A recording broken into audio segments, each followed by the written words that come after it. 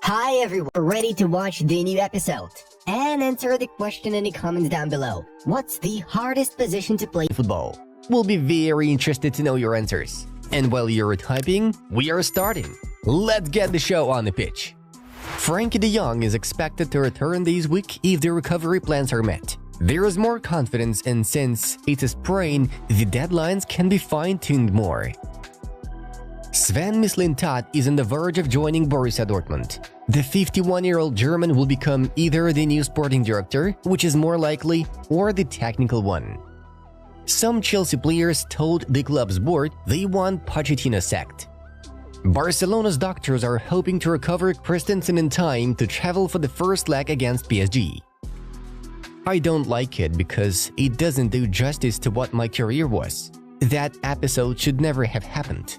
In the tension of that final in Berlin, amidst the bickering and insults, Zidane offered me his shirt, and I said no, that I preferred his sister. Then he turned around and reacted as everyone remembers. I never saw Zidane again. Marco Materazzi on Zidane's headbutt moment. Ruben Loftus-Cheek having a decent first season at Milan. I feel good in my current role. Pioli continuously gives me feedback, even through videos, RLC told Italian media. Julian Nagelsmann's return to Bayern is still a concrete option. Talks with his entourage are ongoing. Nagelsmann is open to it, but a lot needs to happen first. Only one manager has remained unbeaten against both Jurgen Klopp and Pep Guardiola in the Premier League season. It's Mikel Arteta. Roberto De Zerbi has a release clause of about 15 million euros in his contract with Brighton. Bayern have been in direct contact with De Zerbi to discuss the possibility of working together. Arsenal are now ahead of Bayern in the race for Zubimendi, since Bayern's interest in the midfielder now depends on their new manager. Everton have reported an £89.1 million loss for the 2022-23 season. It is the sixth straight season where Everton have declared a loss, with the club now £330.6 million in debt. Inter went one step closer to the Serie A title with a win over Empoli. Inzaghi's side are 14 points clear with just 8 games to go. Pedri will not start against PSG in the first leg. Under no circumstances will that happen. He will test himself in training with the group this week, but the objective is to return to the starting lineup for the second leg. Rafinha's disallowed goal? It's an embarrassment. It's crazy that this goal is ruled out. Rafinha is only in that position. There is no influence. He can be punished. What is Rafinha's fault for being in that position? Noted former referee Matteo Loss. Bayern, you now have to seriously think about getting a new coach for the last few weeks. Dietmar Hamann thinks. Inter Milan striker Marko Arnautovic will quit the team at the end of the season. It's indicated that the club has decided to prematurely terminate the footballer's contract, which is valid until 2025. The Premier League has written to clubs to warn them of the potential of a terrorist attack after the sickening assault on a Moscow concert hall that killed at least 137 people. A Brazilian magazine planning a documentary about Dani Alves has been revealed as having paid the €1 million bail to get the disgraced former Barcelona defender out of prison while he appeals his conviction for rape. Barcelona can extend Sergio Roberto's contract until the summer of 2025. Bologna have won 8 of their last 10 matches. The team is 4th in the Serie A table. Leeds United hope to re-sign Calvin Phillips for about £30 million from Manchester City this summer if they secure promotion back to the Premier League. We are very disappointed with our performance. The international break did not benefit us. It was also a bit of a hindrance that Bayer scored the winning goal again in the last minutes. But that's no excuse, Thomas Müller said. I always wonder why the opposition fans boo me. My mom always asks about it as well, but I don't actually know. At every away ground I go to, I get booed, and I'm not entirely sure why, Jack Grealish said. Manchester United and Manchester City are interested in Bayer Leverkusen's 23-year-old defender Jeremy Frimpong. He has a £40 million release clause. Manchester City are set to rekindle the move for West Ham's Brazil midfielder Lucas Paquetá this summer. Adidas has banned football fans from buying German football kits customized with the number 44 after media raised its resemblance to the symbol used by World War II-era Nazi SS units. Luis Rubiales has signed a contract with an American production company to make a film based on his spell at the RFEF. Barcelona are willing to listen to offers for Rafinha this summer to ease financial concerns, but the 27-year-old does not want to leave.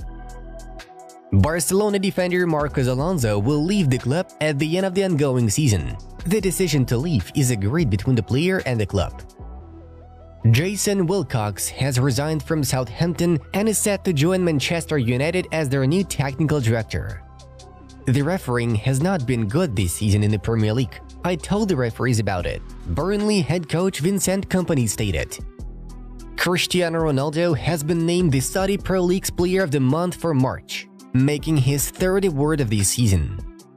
I was convinced that if Mourinho would have stayed, Inter could have continued to win, but by that point he had already made his decision to go to Real Madrid, shared Marco Materazzi. AC Milan are plotting to open talks with Theo Hernandez regarding his contract extension in the near future. The current agreement expires in June 2026. The head coach of Real Madrid, Carlo Ancelotti, commented on Jude Bellingham's gesture during the match against Athletic Bilbao. In the 84th minute of the tie, Jude was unhappy with the fact that referee Javier Alberola Rojas did not call a foul on him. Bellingham made the zipper gesture. He has learned very well what he has to do. Keep quiet, Carlo Ancelotti said. Guys, if you still haven't subscribed to our channel, then it's time to click on the pause button and do it. Thank you. And now let's have a look at the results of yesterday's fixtures in Europe's top 5 leagues. Here's a brief recap of yesterday's games. Atletico Madrid secured an important away victory over Villarreal thanks to goals from Witsel and Saul. Meanwhile, Inter are rushing to the league title at high speed, beating Empoli 2-0 with strikes from Di Marco and Alexis Sanchez. Alright, moving on to the main news of the release. Al Hilal forward Neymar Jr. attended the first match of the Paulista League final between Santos and Palmeiras. Prior to the match, the Brazilian entered Estadio Urbano Caldeira Emira Plus, wearing a white and gold t-shirt in homage to Pelé. I'm deeply touched, very happy to be welcomed in my home. It's truly wonderful. I missed playing and feeling this atmosphere in the stadium, Neymar told Globo Esporte. The Brazilian media perceived this comment as a hint that 32-year-old Neymar will return to his boyhood club Santos. To be more specific, UOL Esporte reports that Neymar informed the Santos players and staff he would like to rejoin the club in 2025. Liverpool have joined Manchester United and Chelsea in the race to sign Benfica's 19-year-old midfielder João Neves, who has a £102.6 million release clause. It's not yet known which club the talented player will prefer, but Manchester United midfielder Bruno Fernandes is working particularly hard on convincing Neves to accept the Red Devils' offer. Barcelona are looking to make 2 top transfer moves in the next 2 transfer windows. Kimmich is a year away from the end of his contract and with serious doubts about whether to continue at Bayern. Barca has always been among Gilles' favorites, especially if Xavi decides to stay at the club. The other option for the Catalans would be Bernardo Silva, who has extended his deal with Man City until the summer of 2026 and has a release clause worth £50 million. Xavi may consider Barcelona's offer to extend his stay at the club next season. The head coach insists on being able to recruit experienced players and not rely on 16, 17, 18-year-olds only. Since Barca's goal is to compete for all the trophies, then they must provide all the necessary opportunities to make it happen, Xavi thinks.